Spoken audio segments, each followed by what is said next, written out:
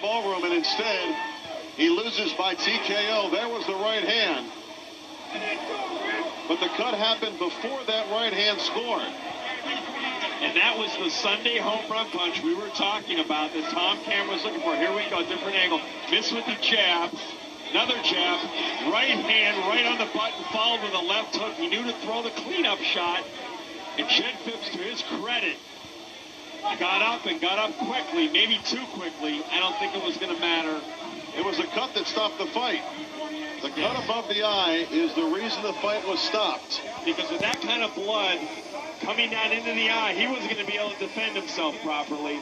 And the first mandate of the commission and the referee is to protect the fighters at all times. Let's take a look at the knockout from the overhead cam. Watch the right hand of Cameron. Boy, that was a crunching right hand. Right on the chin.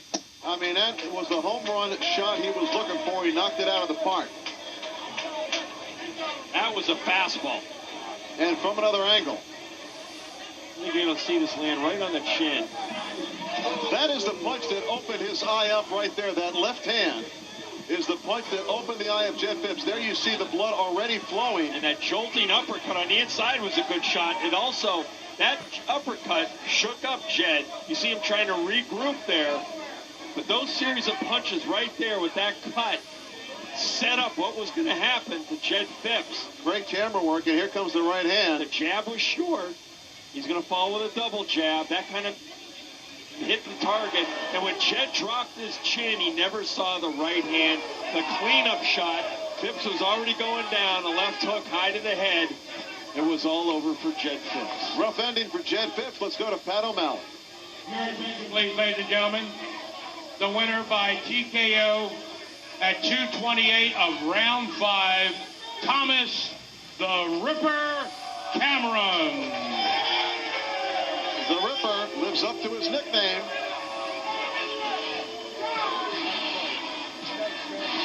We'll be right back with John Scheinman and an interview with the winner. There is the punch, the left hand that opened the eye of Phipps. And you're right, John, the uppercut started the descent of Jed Phipps. Again, we're going to see a double jab. The first one's going to be short. The second one's going to be enough just to distract Phipps enough where he drops his chin and gets caught with the right hand and the left hook. I had Phipps ahead 39-37 through 4 unofficially.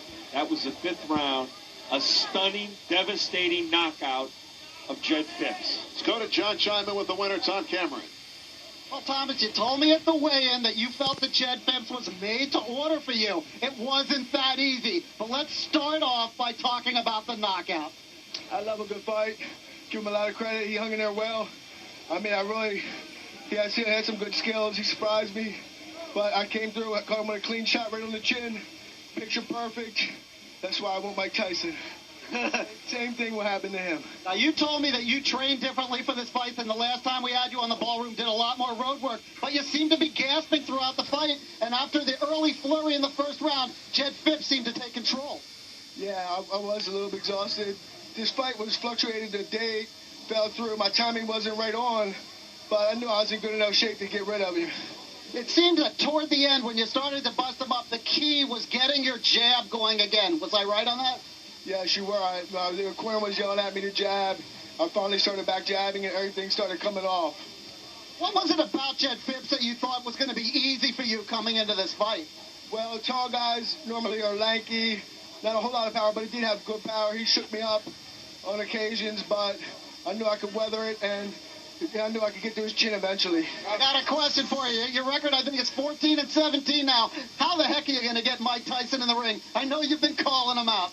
Well, a few more fights like this, and my aggressiveness and power, I'm sure, will prevail, and I'll get some big fights. Whether it's Tyson, he might be washed up, but we'll get somebody in there. Thomas Cameron, body beautiful, the Ripper, gets the win in the ballroom over Jed Phipps. Let's go back to ringside. Hi, Allie. Hi, Jeannie. I love you guys. All right, good job, John Scheinman. What a shocking ending to a thrilling night of boxing, John. And what an emotional guy. I mean, he comes to give his all. Not the most skilled fighter, but he's the kind of fighter that people will pay to see. You know, that was our 60th ballroom boxing telecast, and it was very memorable, wasn't it? What a show we had tonight. We had a lot of thrills and chills. And for Jed Phipps, you got to wonder if he's got to start finding another occupation. A very devastating evening for the Maryland fighter. We hope you enjoyed this telecast as much as we enjoyed bringing it to you. For John Scheinman and John Saraceno, I'm Larry Michael. We'll talk to you next time for Ballroom Boxing.